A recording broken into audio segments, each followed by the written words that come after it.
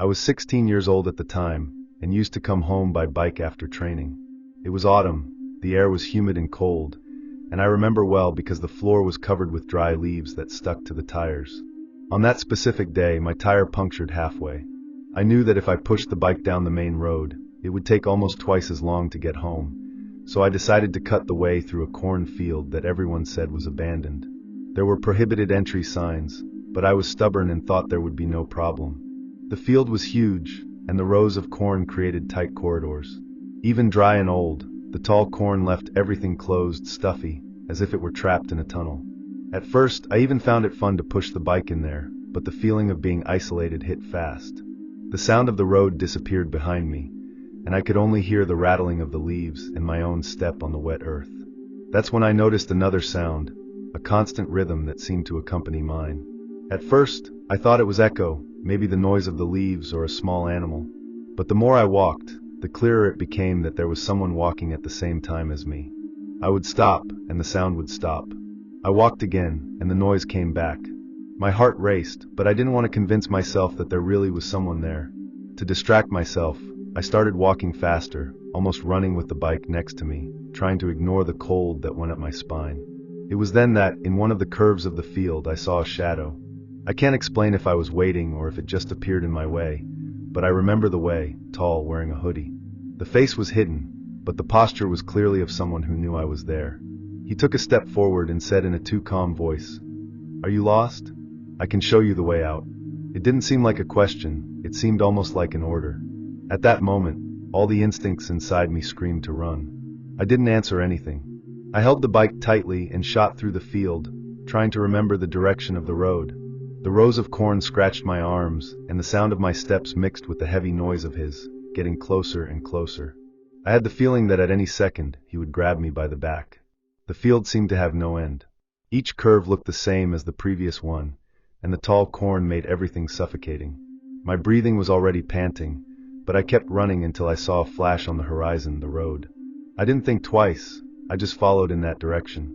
Behind me, I could still hear footsteps, but when I got to the asphalt and looked back, the field seemed completely motionless. No sign that someone had followed me. I got home sweaty, shaking, and I didn't tell anyone anything that night. I knew my parents would scold me for ignoring the signs and entering the field. But inside, I was terrified. There was no way to explain that man's voice, the way he knew I was there, and especially the way he offered me help in such a strange way. That didn't seem like a coincidence. The next day, I passed in front of the field going to school. My bike was still in the same place. I left it on the side of the road, leaning against the gate. But there was something new. My backpack, which had fallen during the race, was hanging right on the gate, as if someone had put it there on purpose for me to see. It was soaked from the dawn rain, but intact. I never entered that field again, and for weeks I avoided even looking in his direction. But the idea that someone followed me, someone who knew exactly where I was, doesn't leave my head to this day. What makes me more nervous is thinking that if I had believed and stopped when he said he would show the exit, maybe I would never have left there. To this day, when I pass near that land, I feel an immediate chill. The corn has already been cut, and now it looks like just an empty space, but for me it's still loaded from that night. No matter how much I try to rationalize, if it was just a homeless person, a hunter, or I don't know who, I know it wasn't normal. Sometimes, when I'm riding a bike on deserted roads, I find myself looking back, hoping to see someone hooded following me in the silence of the night. I don't know who he was, I don't know why he was there, but I know he was waiting for me. And I wonder to this day, what would have happened if I hadn't run at that moment? Story 2. I never liked pumpkin patches very much, but my friends always insisted on going, especially when October arrived. That year, we decided to visit one in the Kansas countryside, known for having a huge area with corn mazes and trails illuminated by old lanterns. It was the perfect kind of place for autumn photos, and I ended up giving in, more to accompany them than for real excitement. It was cloudy, the floor soaked from the rain of the previous night, and the cold wind made the dry leaves drag through the field. At first, it was fun. We took pictures with the pumpkins stacked, laughed trying to cross the mud without slipping, and even bought hot cider in an improvised tent. But what drew the most attention was the cornfield. The rows extended on all sides, forming narrow and dark corridors that went into the field. It seemed infinite, and with each gust of wind the noise of the rattling corn, made it seem like someone was moving inside. When we started exploring one of the trails, I noticed something stopped in the middle of the rows, a few meters ahead. It was a motionless, tall figure, which at first glance seemed to be a scarecrow. He was wearing wide and dark clothes, his face covered by something that resembled a dot bag. My friends joked, saying it was perfect to scare visitors, but there was something that bothered me. The scarecrow was not on a pedestal or stick, but on the floor, straight, like an ordinary person. I watched for a few seconds, trying to convince myself that it was part of the decoration. But when I took a step forward, I swear I saw the head move slightly, as if I had accompanied us with my eyes hidden by that bag. I froze and asked my friends to look too. One of them laughed nervously, saying that it was probably just the wind shaking the cloth. But no wind made someone turn their head so slowly like that. We decided to move on, but inside I was already tense. As we passed through the ranks, the scarecrow remained motionless, standing in the same place. Still, I couldn't get rid of the feeling that he was watching us. When we were almost at the next curve, I heard the dry sound of footsteps behind us. Fast, heavy, crushing the wet earth. We looked at the same time and nothing. The road was empty. The scarecrow was gone. At this point, my heart was racing. We tried to laugh and say that someone from the park was playing a trick, but there was no one else on the trail besides us. The fine rain began to fall again, making the environment even more stuffy and strange. We decided to accelerate the pace towards the exit, but each curve seemed to throw us even deeper into that endless labyrinth. The tall corn muffled any view beyond a meter ahead. That's when we saw it again. Further ahead, in the fork, was the same figure, standing still, but this time a little closer. It was impossible for him to get there before us without running too fast. No decoration was changed so quickly. I almost screamed, but I held on, afraid to attract attention. My friends looked at each other in panic, and it was at that moment that I realized that it wasn't just me who found it strange. We started running. The rows of corn hit our arms and legs, scratching, making it difficult to pass. The sound of our steps was mixed, but among them I could still distinguish another, heavier, following. The noise of the corn opening behind us was clear. I wanted to look, but at the same time I was too terrified to turn my head. All I thought about was getting to the main road, where there was light and movement. After a few minutes, when we finally slowed down to breathe, I looked back. The corridor was empty, only the corn moving with the wind. No scarecrow, no figure. But there was still that strange, almost suffocating silence, as if the whole field was listening to us. That's when we heard again, footsteps. This time more distant, but still there, insistent, following us without haste. We reached the point where the trail was supposed to take us back to the entrance. The problem is that instead of lights and people, we find more corn, as if the path had changed. We panicked, started running without thinking, and that's when we saw something that froze us completely. On the dirt floor, recent marks of soaked shoes, exactly the same as ours, but going in the opposite direction. As if someone had followed us and turned around to get ahead. We were already crying nervously, and I just wanted to get out of there. That's when, again, we saw the figure standing still. This time, closer than ever, halfway. I was motionless, but the position of the body was not natural. It was as if it was leaning forward, ready to run. We stood still for a few seconds that seemed like an eternity, until suddenly, the head turned completely towards us, slowly and calculatedly. We screamed and shot in another direction. We ran without thinking, cutting between the rows, stumbling, falling into the mud. Behind, the steps came back, strong and heavy, as if he was sure he could reach us at any moment. It was a horrible feeling, like being hunted inside a dead-end space. Only when we saw the dim light of the entrance in the distance did we have a thread of hope. We left the field without looking back, desperate. We were covered in mud, out of breath, and we swore we would never go back there. No one really believed when we told us, saying that it must be some malicious employee, but deep down the three of us know what we saw. It wasn't a common joke. That followed us. To this day, when I think about that night, I feel my stomach wrap, and the image of the head turning slowly still haunts me in my dreams. I just wonder, what if we had stopped running? Story 3. I live in a small town in the countryside of Ohio, and since I was a child I have been used to hearing strange stories about farms and cornfields. But nothing compares to what happened to me on a rainy autumn night a few years ago. It was late, around 11 o'clock, when I heard shots echoing from the neighboring farm. The sound was muffled by the storm, but still loud enough to put me on alert. I took my jacket, put on my boots, and decided to go to the dirt road that separated our properties to see what was happening. The floor was heavy, the mud stuck to the feet with every step. The rain fell thickly, splashing on the face and making it difficult to see. When I got close to the fence that separated my house from the neighboring field, I saw that the rows of corn seemed darker than usual, as if the water had left the green heavier, almost black. It was then that I noticed deep footprints in the mud, large and marked, indicating that someone had run past just before. I followed the marks with the flashlight, which trembled in my hand, until they suddenly stopped, in the middle of the rows. What caught my attention was that, next to the last footprint, there was a fallen hat. I recognized it at the time. It was from Mr. Hall, one of the oldest workers on the neighboring farm. I grew up seeing that man always wearing the same wide-brimmed hat, already old and crumpled. I took the soaked object and felt a chill go up my back. There were no more footprints ahead, as if the person had simply disappeared from there.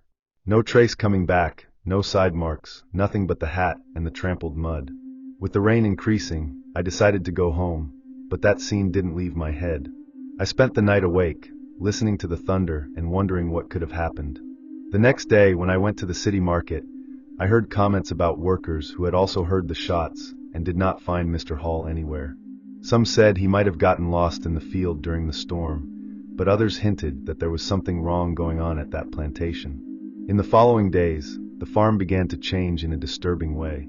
Entire parts of the cornfield began to rot in perfect circles. The plants turned black, fell on themselves, and left dark spots on the ground like burns. I passed by cycling on the road and saw the circles from afar, drawn in the middle of the still healthy green, as if something had sucked life from there from inside. It didn't seem natural at all, and no one could explain it. I talked to two farm workers, guys I've always known. They were visibly shaken and told me that, in recent nights, they had seen a human silhouette moving between the rows. She wasn't too tall or deformed, she looked like an ordinary person, but the way she moved was strange, almost dragged. The detail is that it always appeared near the areas that rotted, as if it had some direct connection with it. They swore they weren't making it up, and by the expression on their faces, I believed it. One night, I couldn't resist the curiosity and went to the edge of the fence again. I took only the flashlight and stood still watching the field. The fine rain fell, and in the silence between one thunder and another, I swear I heard footsteps coming from inside the plantation. It was as if someone was walking slowly, dragging their feet on the wet earth. The light of my flashlight didn't reach far enough, but I had the clear feeling that something was moving inside, between the rows. Suddenly, I saw a shadow crossing the open corridor between the corns. It was so fast that I almost thought it was something in my head, but the noise of the feet crushing the mud confirmed that I wasn't imagining. I felt my heart race and held the fence tightly, as if that would protect me. I waited a few minutes trying to see it again, but nothing else appeared. The field was quiet, except for the sound of rain and the rattling of the plants. The next morning, I woke up with the news that another part of the plantation had rotted during the night. It was as if the field was being destroyed from the inside out, in larger and bigger circles. The most disturbing thing is that no one ever saw Mr. Hall again. The hat was still with me, dropped in my shed, as a sinister memory of what I had found that night. As the weeks went by, the comments in the city only increased. Some said that there were people using the field for rituals. Others said it was just a natural plague. But I knew what I had seen, that shadow crossing the corridor, those heavy steps in the middle of the rain. And I never forgot the feeling of being watched while standing on the edge of the fence, staring at that sea of dark corn. To this day, no one explains what happened to the neighboring farm. The field has never fully recovered, and whenever I pass by, I still see dark spots on the ground, as if nothing had grown properly since then. Sometimes, I still wonder if Mr. Hall disappeared right there, that rainy night, and if the shadow I saw was not just a reflection or any worker, but something much worse. Telling this still gives me goosebumps, because I know it seems crazy. But I saw, I felt, and I can't forget the shots, the soaked hat, and the shadow moving between the rows. If it was just an isolated night, maybe I would have let it go. But the field rotting and the workers swearing they saw the same thing make it impossible to ignore. Have you ever been through a situation where you were sure there was someone watching, but you couldn't prove it? Story 4. I was returning from a visit to my mother, who lives about 40 minutes from the city where I live, in the countryside of Indiana. It was early October, and the roads were already covered with yellowish leaves that stuck to the wet asphalt. I remember it rained lightly, that kind of fine drizzle that dirty the windshield and never seems to stop. It was almost 10 at night when I took the shortcut that cuts through a rural part, a two-lane road surrounded by cornfields on both sides. I like this road because it's faster and there's rarely traffic, but that night I regretted it. In a darker stretch, I noticed an old truck parked on the side of the road. It was blue, a model from the 80s, with extinguished headlights and rusty paint. What caught my attention was the fact that the doors were open, and one of the taillights blinked, as if it had been left on by accident. I slowed down by instinct, trying to understand if anyone needed help. When I looked at the ground, I saw shoe marks in the mud, going from the truck straight into the rows of corn. There was no sign of anyone, no movement, no noise, only the wind passing through the tall plants. For a moment, I considered stopping. I had the feeling that maybe someone had gone out in search of help or got lost in the field. But something made me continue. There was something about it that seemed wrong. The way the truck was positioned, almost crossing part of the track, as if it had stopped in a hurry. The fine rain increased, and the noise of the straws moving with the wind created a strange atmosphere, as if the field had a life of its own. I kept driving, looking through the rearview mirror. The truck was left behind, but that nuisance stayed with me. The road seemed longer and more deserted.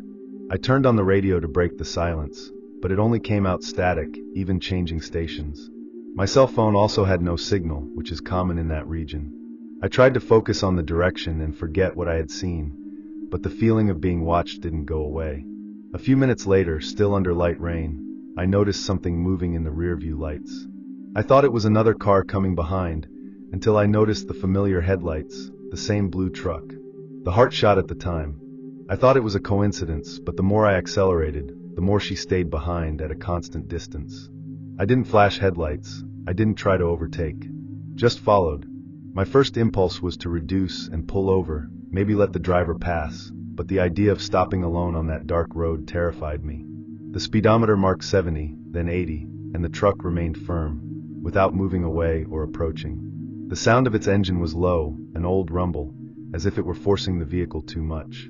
The rain increased and began to fall hard on the glass, distorting everything in the rearview mirror. I tried to stay calm and think rationally. Maybe the driver lived around there and was going to the same destination, I thought.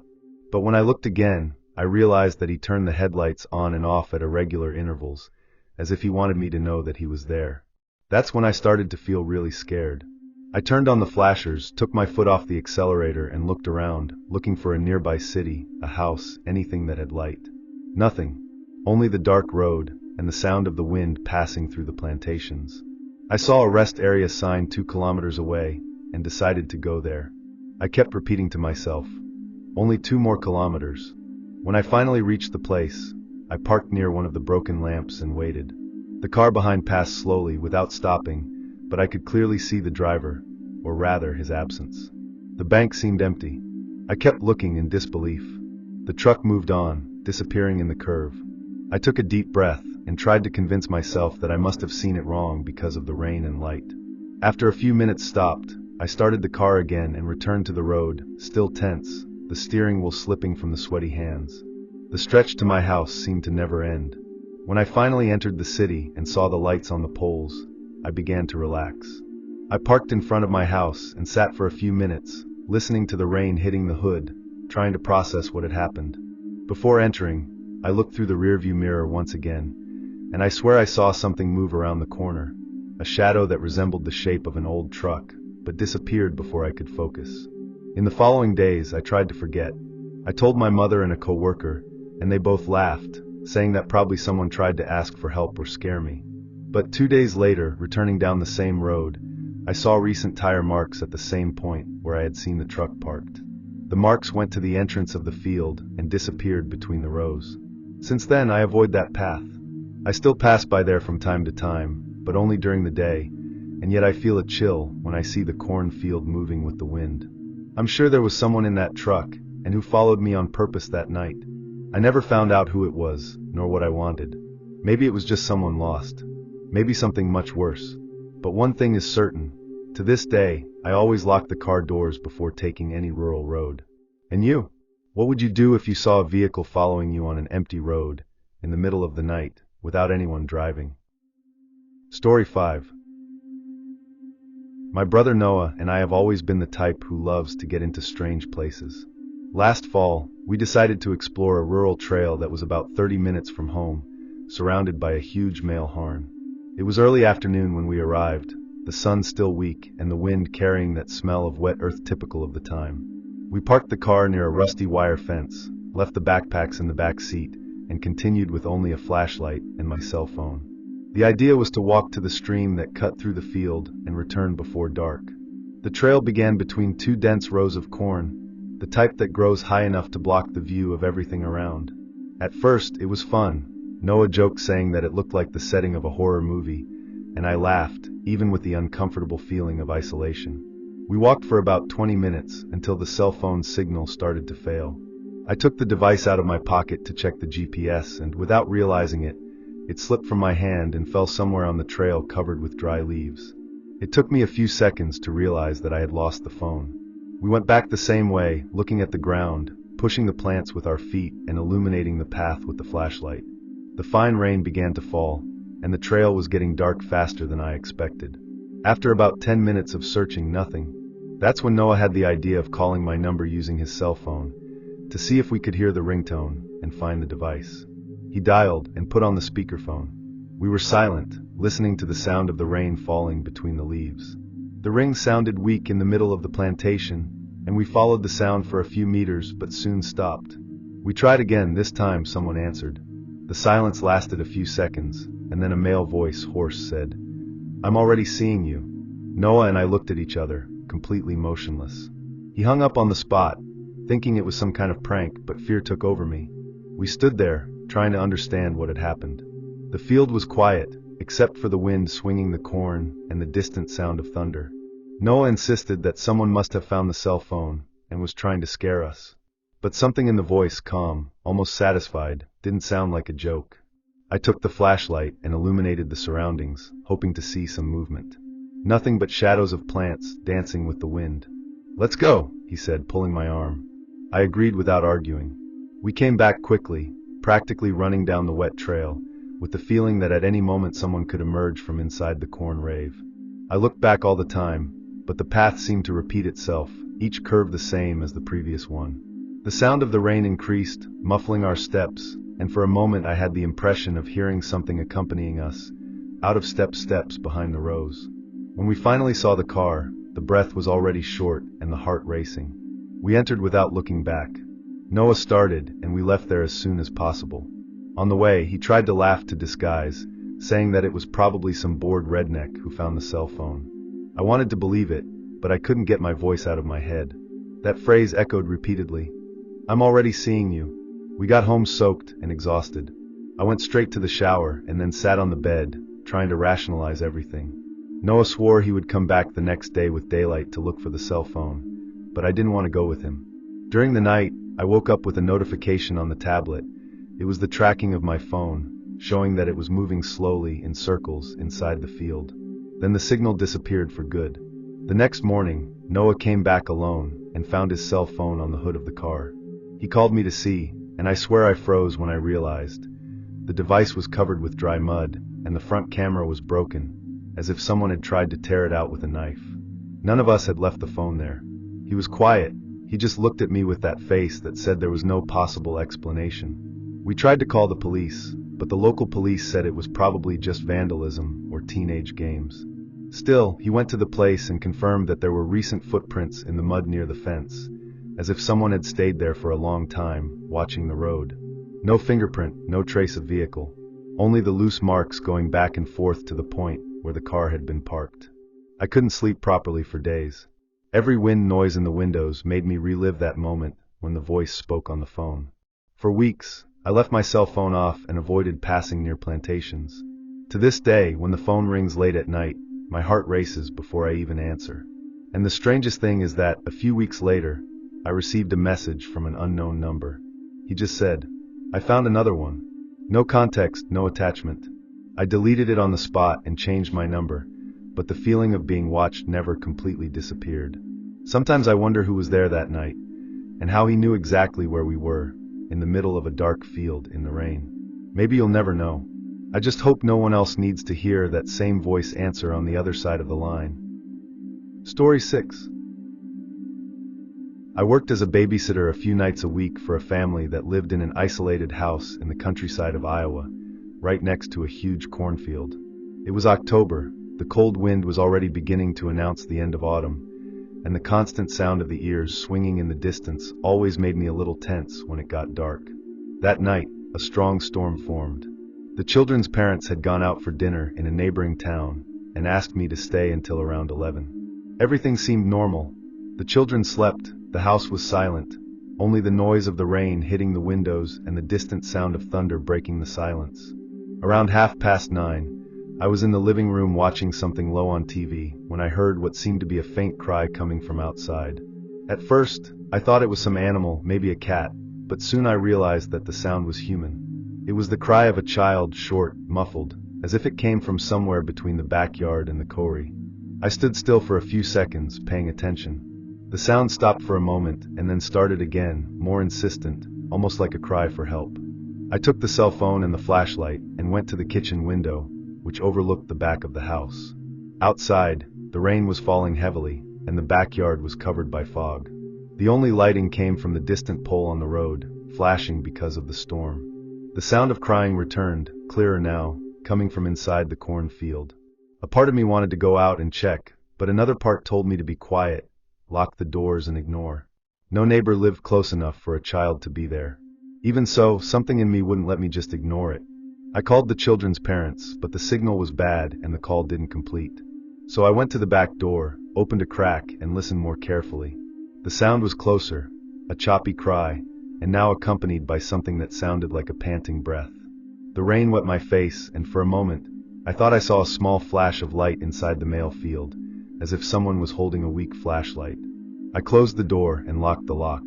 I went to the children's room, and both slept soundly, untouched. That made me even more restless. I went back to the living room and looked out the window again.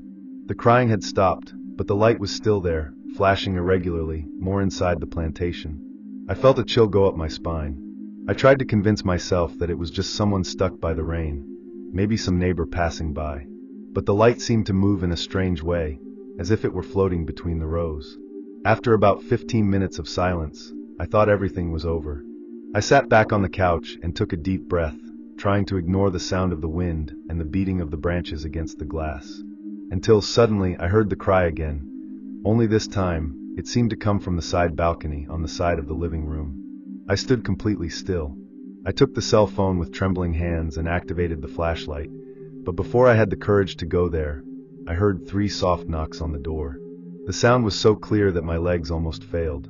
I got close to the door, trying not to make noise, and looked through the curtain of the window next to it.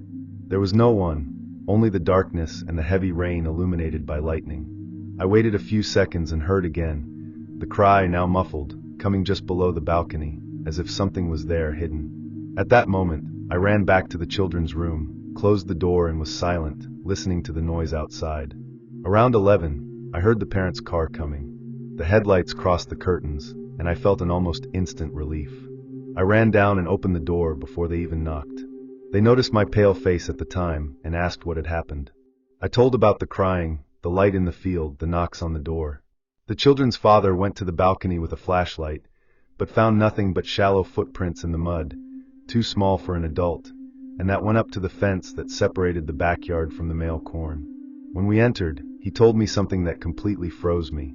He said they had already heard that same sound on other stormy nights. They thought it was an animal, until a neighbor commented that, many years ago, a child had disappeared in the middle of the plantation, during a rain like that. Since then, sometimes the sound came back, always the same cry, always on those nights when the wind blew from the east. They tried not to talk about it, so as not to scare the nannies, but they admitted that they could never find out exactly where it came from. I could barely answer, I just asked to leave. In the car, during the way back, I looked through the rearview mirror and swear that, for a brief moment, I saw a small light flashing in the distance, in the middle of the darkness of the field. Since that night, I never agreed to work there again. Even living miles away, sometimes on nights of heavy rain, I swear I still hear that sound in the distance, weak, tearful, lost in the wind. And to this day I wonder, if it was just the echo of the storm, why did it look so human? Story 7. It was in October of last year that it all happened, on one of those cold and humid autumn nights when the fog covers the rural roads. Me and 3 friends, Josh, Caleb, and Megan, decided to visit a corn maze that operated on a farm near our city. During the day, it was one of those tourist places full of families and children. At night, however, the place closed, and that's exactly why we decided to go after hours, just for fun. We had flashlights, and we thought it would be cool to explore the maze in the dark. When we parked the car, the farm was already completely erased. The wind made the dry corn creak, and the sound was scary, almost like murmurs mixing in the darkness. We jumped the fence and entered through one of the main passages. At first, we laughed and joked, pretending we were in a horror movie, but as we went deeper, the sound of the road disappeared, and all you could hear was the noise of footsteps crushing the leaves. It was there that the feeling of isolation began to weigh. After about 10 minutes of walking, our flashlights began to fail, one by one. It was as if the battery drained too fast. I thought it was the cold, but the brightness decreased strangely, almost as if the darkness was pulling the light. Then at the bottom of the maze, we saw something that made us stop immediately. A flashlight lit up between the rows, far away. At first, we thought it was another group, maybe someone from the farm. But seconds later, a second light appeared on the opposite side. Josh shouted a "hey," trying to call, but no answer came. Instead, the lights began to move slowly, in opposite directions, as if they were surrounding us. The 2 went out at the same time, and for a moment, silence was absolute. Caleb said they were probably guards or some farmer trying to scare us, but the way the lights turned on and off, always synchronized, seemed like something too rehearsed. We tried to go back the same way, but the maze seemed different. The curves we remembered were no longer there, and some passages seemed to have been blocked with new rows of corn. When we saw the lights again, there were 4, one in each direction. They blinked at short intervals, almost like signs. Megan held my hand and started crying softly, asking us to get out of there anyway. We walked fast in a straight line, pushing the rows and breaking the spikes. The dry corn scratched our arms and made a deafening noise. At one point, we heard footsteps, fast, heavy, coming from the same side of the lights. It was the kind of sound you recognize as human, but we couldn't see anyone. The strangest thing is that every time we tried to run, a light appeared in front, blocking the path, always at the same distance. We stopped for a moment to try to think. Josh pointed the flashlight up, hoping to see the sky or some reference, but the fog was so dense that it only reflected the light itself back. I started to feel that we were going around in circles. That's when Caleb realized something that froze everyone. There were footprints on the floor, several, but they all looked like ours, as if we were going through the same stretch repeatedly, even trying to follow in a straight line. Suddenly, one of the distant lanterns blinked 3 times and went out. A second later, we heard the sound of something falling in the rows, heavy, as if someone had knocked down a body. Megan screamed, and we ran without looking back. The remaining lights began to move, following our race, the beams of light crossing the spikes, approaching. Every time a light flashed, it seemed closer. We reached a point where the corn ran out, but instead of an exit, there was a wooden fence. On the other side, you could see the parking lot where we had left the car, but there was no way to cross. The flashlights were coming fast now, and the sound of footsteps seemed to surround us. Josh kicked the fence until it opened a space, and we passed one by one, tearing the clothes and the skin on the barbed wire. When I looked back, I still saw one last flashlight lit between the rows, completely motionless, as if someone was standing there, watching us. We ran to the car and, as soon as we started the engine, the labyrinth lights went out at once, as if they had never existed. No sound, no voice, nothing. We came back the next day, with the owner of the farm, to try to understand. He assured that the maze had been closed for 2 weeks, that no one had access after 9, and that the external light generator had been off since the end of the season. The most disturbing thing is that we find fresh footprints inside the maze, dozens of them dash, all mixed with ours, but none leading to the entrance or exit. The flashlights we saw weren't there either, no traces of batteries, nothing. The owner just looked at us and said, "You're not the first to see lights over there after closing." To this day, whenever I see corn shells at night, I remember that darkness cut by beams of light flashing between the rows. And I wonder, if they weren't people, what was trying to guide us into the field? Story 8. I've been working on farms since I was 17 years old, but nothing marked me as much as what happened 2 years ago, during the fall harvest in Nebraska. It was a large farm, with hectares of corn that seemed to have no end, and that kind of silence that only exists in remote places. At this time of year, we worked late, and sometimes the owner asked us to do night shifts to enjoy the dry weather. I didn't care, the extra payment was worth it. That night, the wind was strong enough to make the corn creak, and the sky was completely dark without a moon. Only the tractor lights illuminated the field. I was walking between the rows with my flashlight, checking if the machinery had stopped at a more distant point, when I noticed a rhythmic sound behind me. It wasn't the sound of corn moving with the wind. It was like steps, slow and heavy, matching mine. I stopped walking, and the sound also stopped. I was quiet for a few seconds, trying to hear better, but I could only hear the noise of the wind passing through the leaves. I kept walking, slower this time, and the sound came back. With every step I took, a step followed, keeping the same distance. I turned around several times with the flashlight, but all I saw were rows and more rows of corn swaying.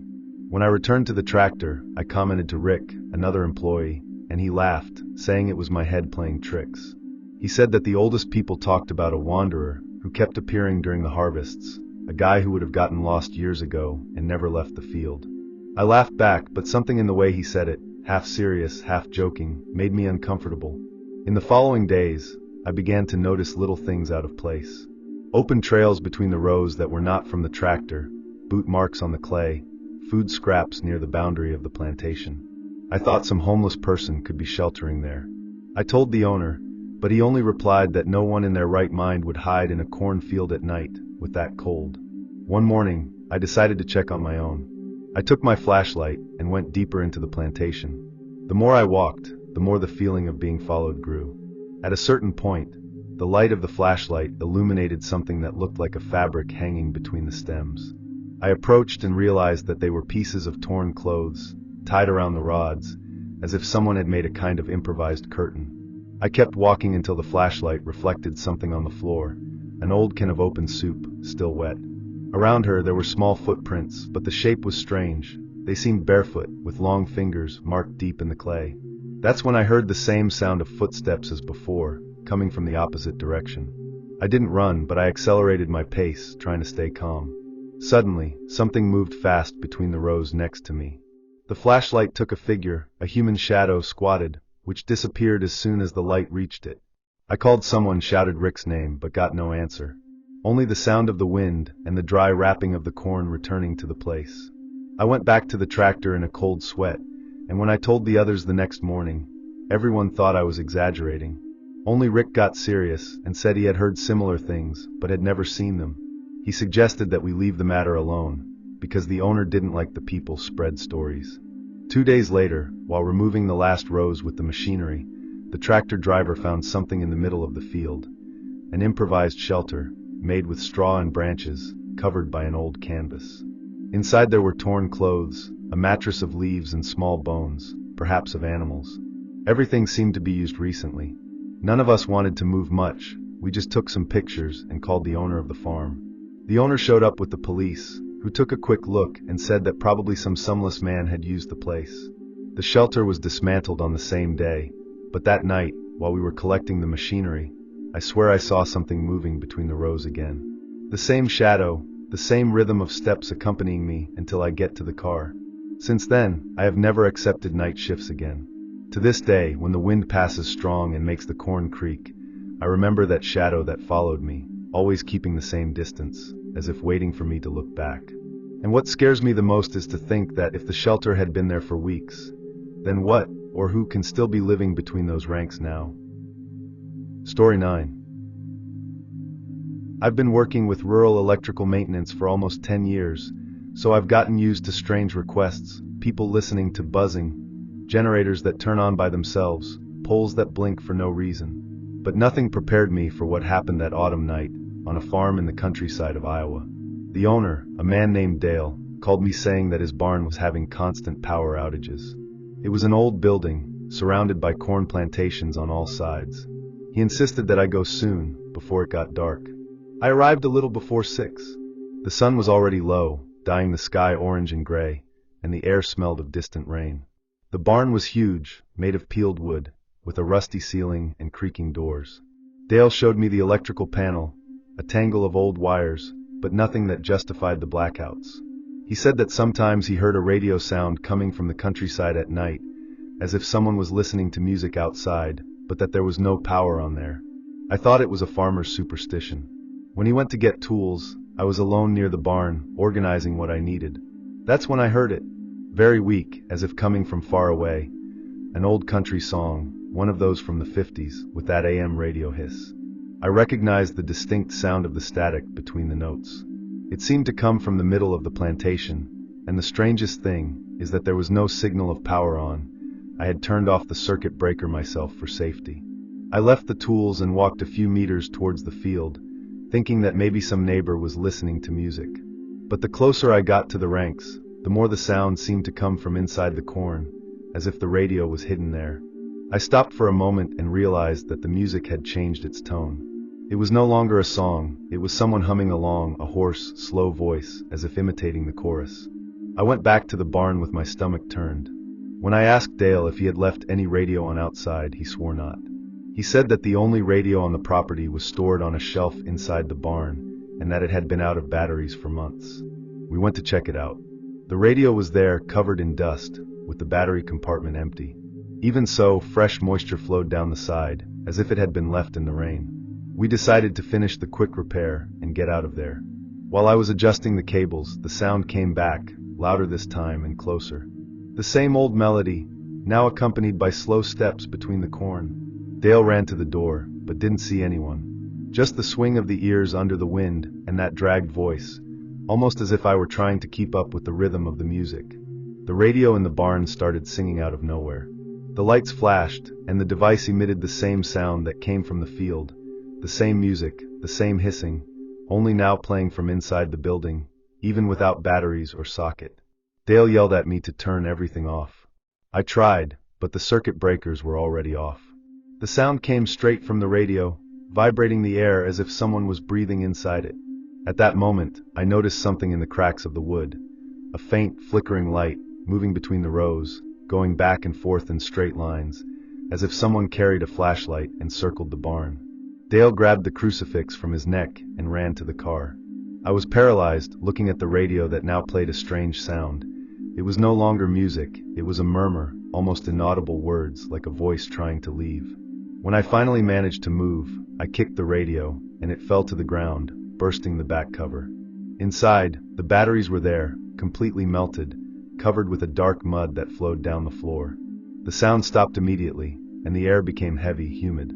Dale came back with the flashlight, pale, saying that he saw someone standing in the middle of the field, a tall shadow, motionless, facing the barn. We got in the car and left without looking back. I agreed to come back in the morning, but honestly, I already knew I wasn't going to sleep that night. When it dawned, I came back alone. The barn was exactly as we left it, except for one detail. The radio was standing, on top of the shelf, clean and dry. No sign of the mud, no melted battery. I turned on the circuit breaker, nothing turned on. When I played the radio, it turned on by itself, playing the same song. I ran from there, and I swear, while crossing the gate, the voice sang again. Low, dragged, as if it came from the field. That song still haunts me, and to this day, when I listen to AM radio during work, my heart is racing. To this day I can't explain what happened. But one thing is certain. Since that night, I have never entered a barn surrounded by cornfalls alone. Would you have the courage to follow a sound coming from the middle of a dark field, knowing that there is no one there? You've made it to the end. Thank you for listening until now. But before we close, I have one last story for you. I grew up on that farm in Illinois. Since I was a child, I got used to hearing the sound of tractors, the wind passing through the rows of corn, and the distant noise of the animals at night. It was an isolated, quiet place, and even on the coldest nights I had never felt fear there, until last fall. My father and I decided to start harvesting a little earlier, before the first snowlight. He said that there was something strange happening in the field, but I thought it was just the concern of an old farmer. The morning it all started, we left with the tractor even before dawn. The fog covered the entire field, and the air had that metallic smell typical of recent rain. As soon as we started the engine, we noticed something out of place. Some rows were cut in a circular pattern, too perfect to be an accident.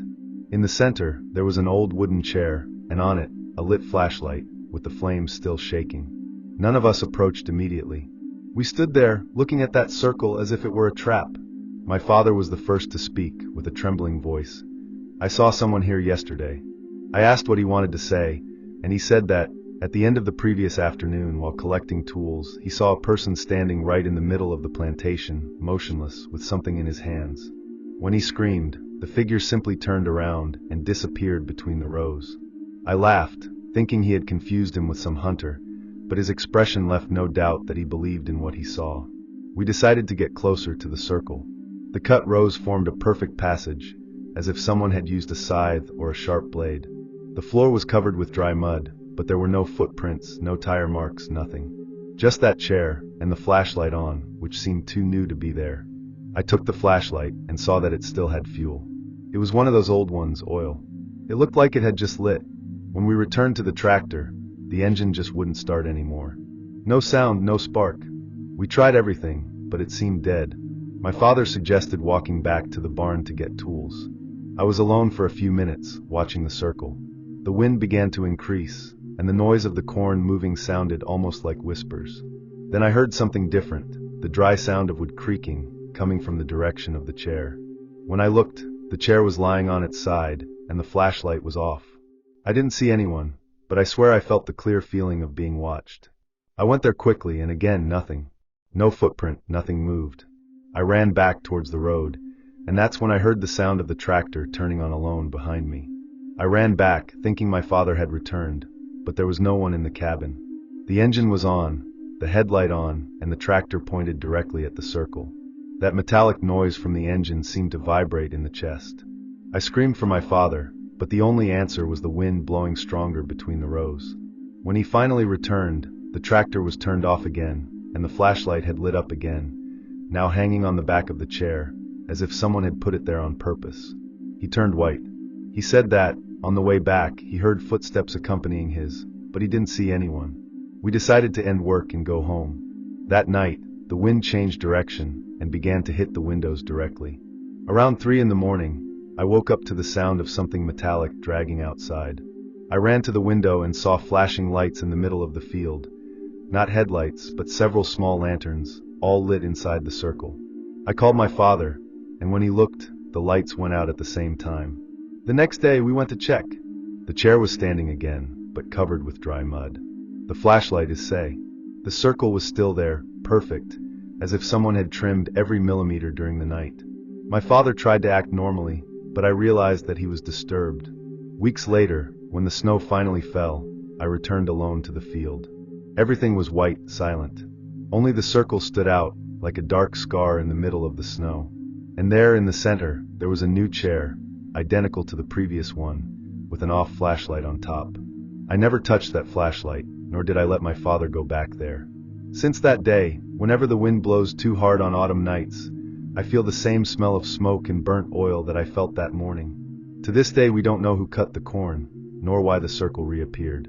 But every time I pass through the field, I see figures between the rows, and for a moment, I'm sure someone is still there, waiting for us to turn on that flashlight again. And you? If you found a light on in the middle of a deserted field, would you have the courage to get closer? Thank you very much for your company until the end. Your support is what gives life to this channel. If these stories have caught you, don't forget to leave your like and comment on your opinion. And if you are not yet part of our community, sign up now to receive the next real horror stories.